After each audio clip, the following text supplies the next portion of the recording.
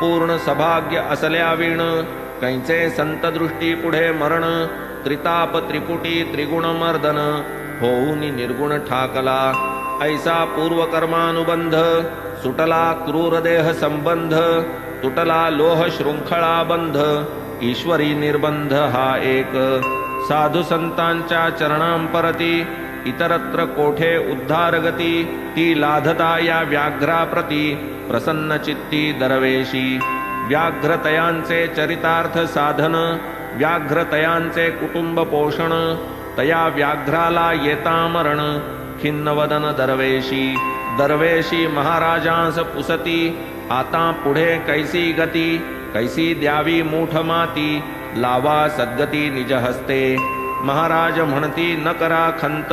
येथेच होता तयाचा अंत तोही मोठा पुण्यवंत सौख्य अत्यंत पावला त्या तक्क्याचे पलीकडे शंकराचे देऊळ जिकडे नेऊन त्याला पुरातीकडे नंदी निकट द्यागती पुरलिया तेथे तयाप्रती लाधेल तोही सद्गती ऋणनिर्मुक्ती बंधमुक्ती तुमचिया हस्ती पावेल गतजन्मीचा देणेदार फेडावया ऋण हा अवतार तुमचिया बंधनी साचार तो आजवर राहिला दरवेशी मग उचलून तयासी जाते जाहले देऊळापाशी